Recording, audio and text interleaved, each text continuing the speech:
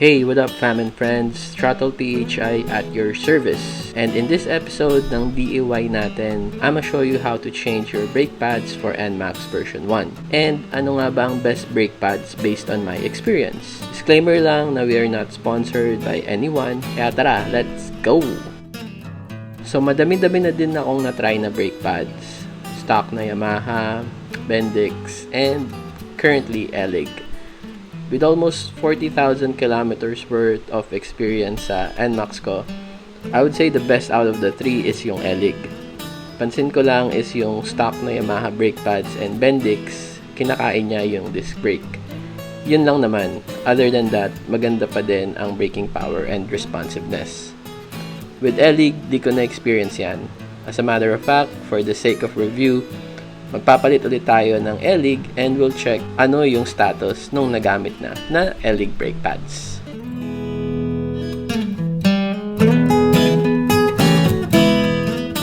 Ang Elig nga pala guys is a Japanese brand in the field of brake pads and brake disc that was established in 1998. And take note na di lang sila pang motor pero pang auto din sila. And FYI lang din na meron silang 3 types of brake pads for Nmax. Yung una is standard na economical type. The second one is for racing, made for race competitors.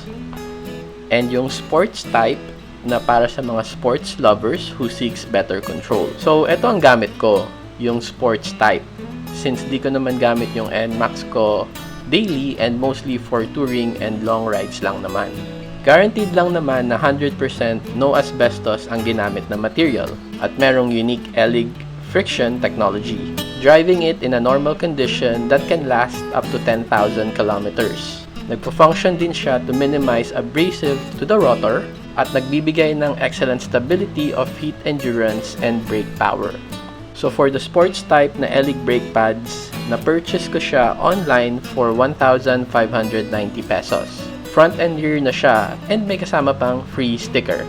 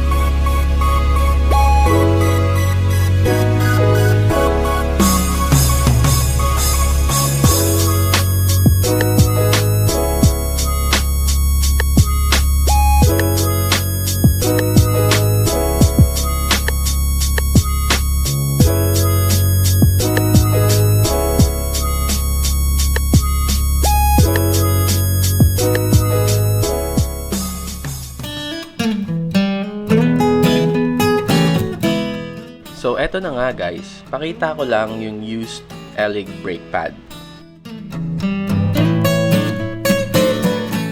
So nilinis ko muna siya mabuti para makita yung status niya talaga. Ang tinakbo nga pala ng brake pads na to is more than 10,000 kilometers na. So makikita natin na makapal pa talaga yung brake pads and intact siya. Pero ang kapansin-pansin sa pads ay may crack and deterioration na, which is a sign na dapat palitan na talaga.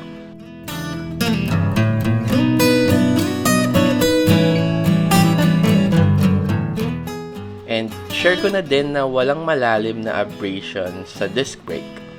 Meron lang siyang marks ng dumi pero feel ko using my hands na walang damage, abrasion, or deterioration.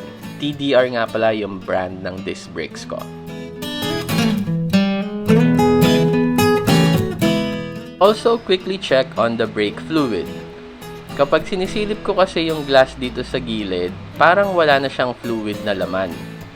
And upon checking it, kaya pala wala akong makita kasi super dumi na nung brake fluid. So inayos na din namin siya by removing the fluid using a sponge. Di ko sure kung recommended tong method na to, pero let me know sa comment section below. After removing the dirty brake fluid, we replaced it with a new one. And take note na dapat DOT4 ang brake fluid na gagamitin natin.